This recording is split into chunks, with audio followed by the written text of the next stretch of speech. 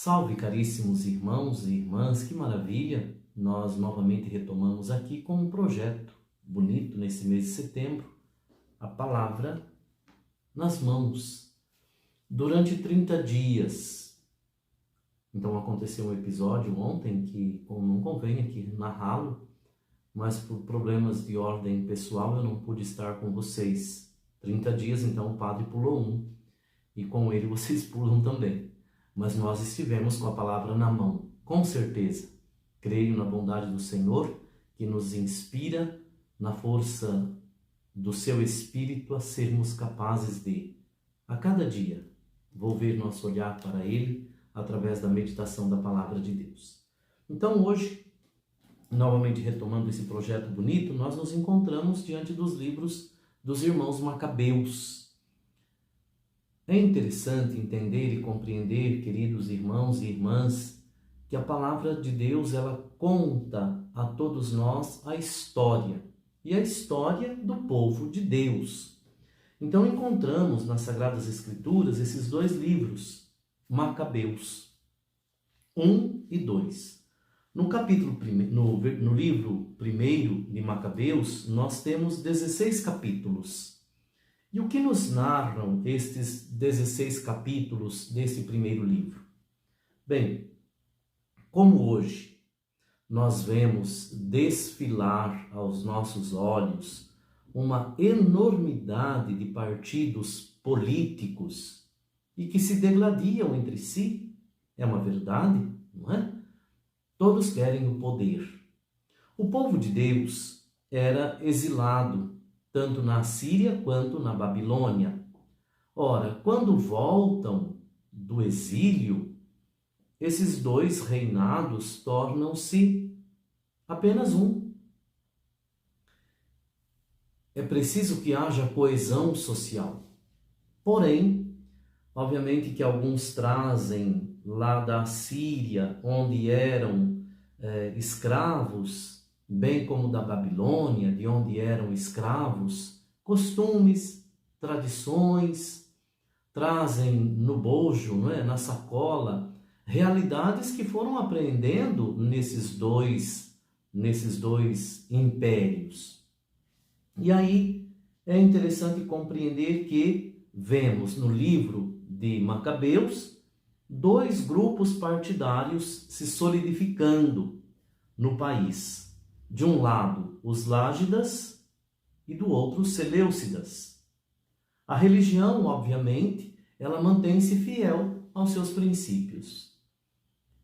Porém, ela não deixa de ser afetada também. A um dado momento, até parece que a religião, ela assambarca, por assim dizer, os ideais de uma destes partidos. E a religião, ela nunca deve deixar-se corromper por nenhum partido sociopolítico, ideológico. Não, mas nesse tempo, e infelizmente também, não é, na nossa caminhada histórica de igreja, a igreja era uma só realidade, igreja e Estado. Há pouco tempo a igreja teve essa divisão, não é, não mais meter-se nos assuntos do Estado. Então, lá no livro dos Macabeus, nós vamos encontrar esta realidade também presente no primeiro e também no segundo capítulo, no segundo livro de Macabeus. É importante compreender, não é? Vamos olhando para o livro primeiro, são, como disse, 16 capítulos, e todo o livro narra pactos, alianças feitas com as nações vizinhas, o que contradiz a lei do Senhor, porque Deus havia dito: vós sereis o meu povo, nação santa. Porém, para que o reino ele continue, há a necessidade de fazer pactos com comunidades estrangeiras. Não é possível, claro que hoje olhamos para esse ponto, não é possível sermos um país onde não haja interferências. Não há possibilidade de viver uma vida sem interferências externas. Veja, nós poderíamos pegar hoje como sinal, símbolo desse livro, a nossa própria família. A nossa própria família. A família. Claro, como é que a gente pode simbolizar a família? Aqui, não é? O padre está apresentando em todo o programa um símbolo, mas como nós poderíamos simbolizar a família? Uma aliança? Bem, aí já ia ser difícil, né? Eu não uso uma aliança. Mas é preciso entender e compreender que mesmo a nossa família, ela tem essas interferências externas. O pai e a mãe educam um filho, uma filha, e de repente esse filho ou essa filha vai para a escola, ou vai para as festas, ou de amigos e amigas, e traz de uma certa forma elementos culturais que não são próprios da nossa família. E assim também, quando nós lemos o primeiro livro de Macabeus, vamos encontrar essas realidades muito presentes. O livro de 1 Macabeus, o que acha? O que nós achamos ali? Bem, já desde as suas primeiras páginas, os diversos conchavos feitos com nações poderosas. E, obviamente, de um lado, se eu faço conchavos, eu tenho que abrir mão de alguma coisa. Não é? Eu posso não abrir mão de certos princípios, de certos valores, mas quando se trata de realidades comerciais, seguramente eu tenho que dispor também de algum bem. E se há vencidos, não é, e vencedores, os vencidos sempre devem abrir mão de alguma coisa. Os vencedores sempre vão querer alguma coisa. E aí é interessante que a religião também está no meio, né? O templo, porque o templo era o centro cultural do povo judeu. E em toda e qualquer guerra, ora, o saque do templo, os tesouros do templo, aquilo que o povo vai tendo de bonito, não é? Por exemplo, entrou lá um rei e esse rei é estrangeiro. Mas eu gostaria de que na minha nação tivesse esse elemento. E vai-se embora o candelabro do templo. Lá na minha entra um outro rei, né, vai se conchava com uma outra nação. Eu gostaria e bota o olho gordo no altar do santuário. E lá se vai o altar do santuário. Principalmente nessas guerras e nesses conflitos. Então, abrindo as páginas do primeiro livro de Macabeus, nesses 16 capítulos, eis o que nós de interessante vamos encontrar. Macabeus narrando a morte de um rei e ao mesmo tempo o conchavo que esses reis fizeram. Morre Jonatas e Baquides, os conchavos que esses fizeram.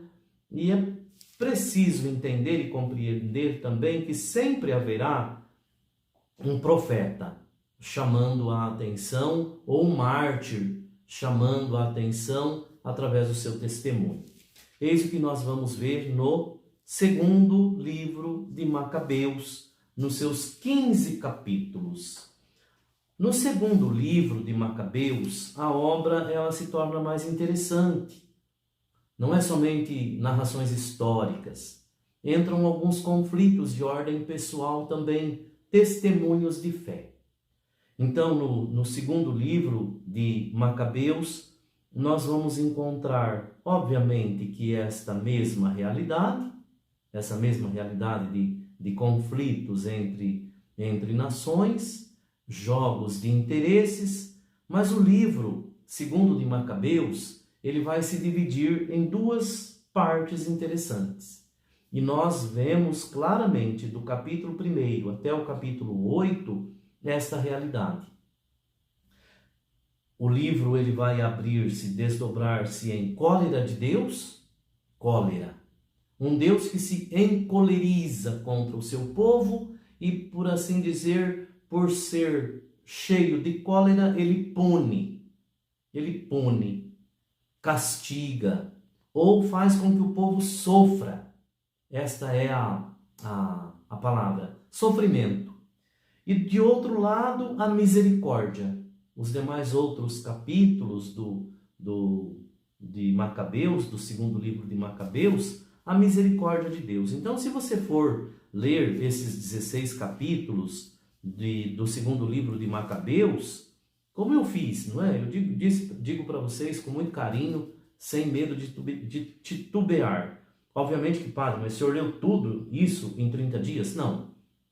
Você sabe, eu já fiz esse projeto de fazer uma leitura de todos os livros, e muito compassada, de todos os livros das Sagradas Escrituras.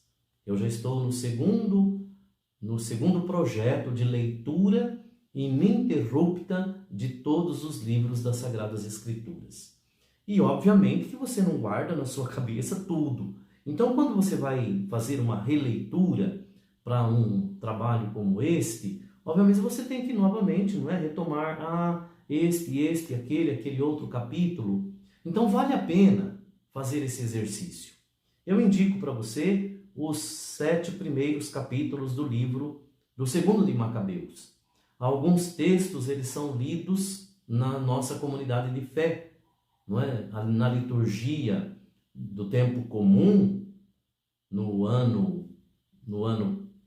nós estamos no ano 2022, do ano ímpar, nós vamos ler alguns textos do livro de Macabeus. De modo primeiro, aquele testemunho daqueles 7 jovens que eles são tentados, isso está no livro de Macabeus, por isso é que aqui está a cólera, não é? O povo sofrerá pela sua infidelidade, ou pelo seu testemunho. Sofrerá ou pela infidelidade ou pelo seu testemunho, mas aqui é pelo testemunho. Você vai encontrar também, nós vamos encontrar também, um belíssimo testemunho de um ancião para significar e simbolizar, e eu até tomei a liberdade de aqui narrar no segundo capítulo, no segundo livro, o capítulo 7 de Macabeus, segundo Macabeus, no versículo 22. Interessante voltar e fazer um elogio aos nossos anciãos, aqueles que dão testemunho pela fé. E aí o que tomo a liberdade de fazer com você hoje a leitura. Um ancião, ele é chamado a perverter-se, por assim dizer, nos seus princípios religiosos. E ele diz claramente, versículo 22, eu não sei como aparecestes em meu seio. 7:22, eu não vos dei o alento nem a vida, nem ordenei os elementos do vosso organismo. Foi o Criador do universo, aquele que modela a raça humana e determina a origem de tudo. Ele, com sua misericórdia, devolverá o alento e a vida, se agora vos sacrificardes. E ele vai dizer, não, muito pelo contrário, eu já estou idoso. Estou idoso e mentir por um pouco de vida que me resta é motivo para os jovens se desviarem do bom caminho. Portanto, é preciso ser capaz de testemunho, mesmo na dificuldade, não sucumbir jamais. Um testemunho tirado lá do segundo livro de Macabeus. Depois, tem um outro testemunho interessantíssimo neste livro que nos chama a atenção, que é a notável história do testemunho dos 7 jovens martirizados e eles foram incitados a comer carne de porco. Comer carne de porco para o judeu é um sacrilégio, para nós é uma delícia, não é um porquinho a pururuca. Mas é interessante que lá é um animal impuro. E de repente você pode me ajudar ao longo do caminho quando chegarmos no Novo Testamento, principalmente depois da ressurreição, quando Pedro vai anunciar a palavra, ele vê, não é, um lençol cheio de animais impuros e o fogo devorador do Senhor purificando todos esses alimentos. Então esses 7 jovens, juntamente com a mãe, morrem, martirizados, queimados, assados no tacho, por assim dizer, não é?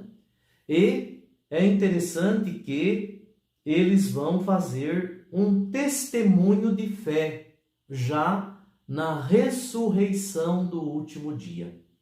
A vida pertence a Deus e nós cremos que Ele nos dará a graça da ressurreição no último dia. Vale a pena testemunhar a fé, vale a pena ser convicto dos seus princípios, não sucumbir-se jamais. Creio seja este um belo testemunho que nos deixa o segundo livro de Macabeus, nesse primeiro período ali da cólera de Deus. Porque através de um rei injusto, nesse sentido, Macabeus descreve a cólera, ela vem e o povo sofre. Mas o restante dos demais outros capítulos são praticamente 8 capítulos da misericórdia de Deus. O povo vai viver, claro que entre guerras e conquistas, vivenciando a fé e manifestando o testemunho do Deus vivo e verdadeiro. Encerramos então, meus queridos e queridas, os livros históricos e passaremos para os livros sapienciais. Nos aguarde, continue conosco, não vamos desanimar. São pequenos textos, não é, das Sagradas Escrituras aqui reelaborados para que nós tenhamos um panorama das Sagradas Escrituras. Então, 7 livros sapienciais e nós os trabalharemos amanhã. Que Deus, na sua bondade, se faça comigo, se faça com você, a fim de que nós sejamos firmes e fiéis no nosso propósito cristão. Que Deus nos abençoe, em nome do Pai, do Filho e do Espírito Santo. Amém.